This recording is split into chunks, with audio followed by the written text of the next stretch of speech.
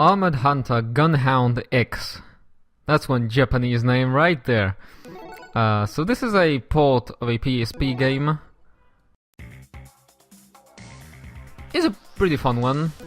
It's a little bit reminiscent of the Metal Warriors game for the SNES. It was cheap, I got it on a whim, and it turned out to be pretty okay actually.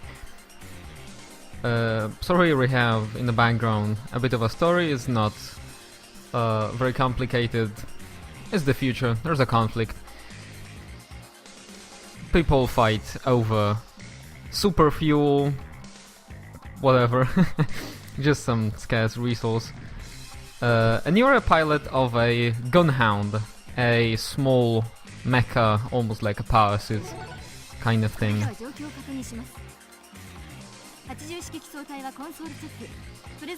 As you can hear, what's nice is they kept in the Japanese voices. They are nothing special. And what's a bummer is that you play as the little girl, maybe not little girl, but you are not playing as this guy. I would really much rather play as this guy right here. The Gunhound Reader, or however they pronounce that. Well, I guess our only consolation is that you are not the spectacled person here, which is a hilarious name. It's called Sergeant Kid. Just wait, I think it's coming up in the next cutscene.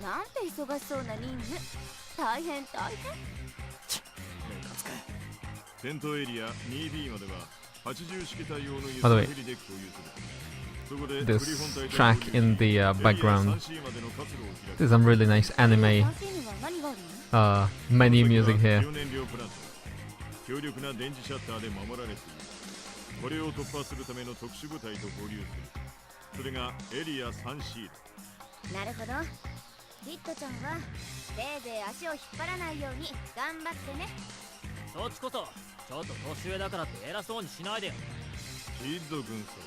See? Sergeant Kid. I wonder if this is a bad translation or is it really Sergeant Kid, because that is not original. So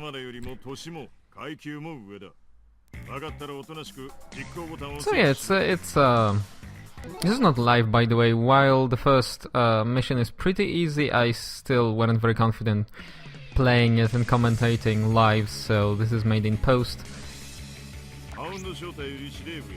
Some people say this game is pretty slow, but it actually isn't. You can finish, you can go through enemies very fast. It's only that your mecha is, there's a weight to it. As you can see here, once you put it in motion, it's pretty hard to stop it, so you have to react very fast.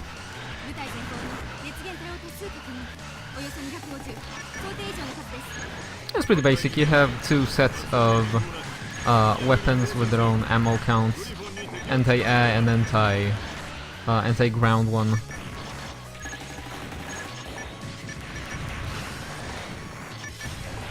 You can also dash, and you have a jetpack. What's pretty nice about moments like these is this one right here, is that having a lot of weight to it makes you immobile if you do not just tap the boost button right before you hit the ground after you jump.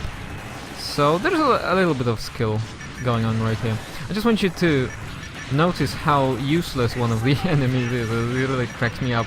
It's gonna show up in a second right here. It's a small robot that just comes up to you and shoots over his head. Look at this guy.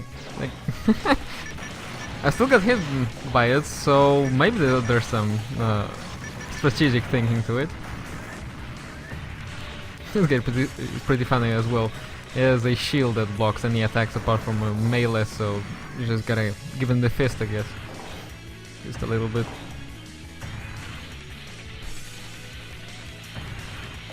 The music is alright. The what I really like about the sound is the sound of your mecha jumping and walking.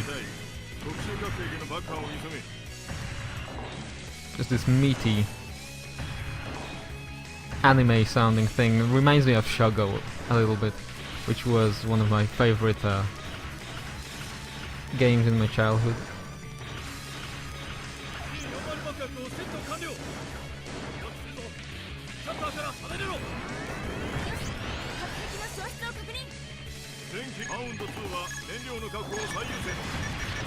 So yeah, if you don't want to get spoiled, I'm gonna be playing through this whole game. It's pretty short, but it gets reasonably difficult later on. It gets way harder after the first mission. As you can see, I'm right at the end here. There's just a boss coming up. Oh, another one of nice mechanics. Maybe you could have seen here is that you can throw out your armor if you get low on health. Actually, you can throw it out at any given time, and what that does is just give you more mobility. You're lighter. And what I found myself doing is I always shed my armor before the boss fights, because usually the attacks are powerful enough to one or two shoot me, so it's the mobility is worth it, because it's not really an avoidance game. I mean, it is an avoidance game, it's not like a tanking game at this point. So after a little bit of feasting here, we are done with the first mission.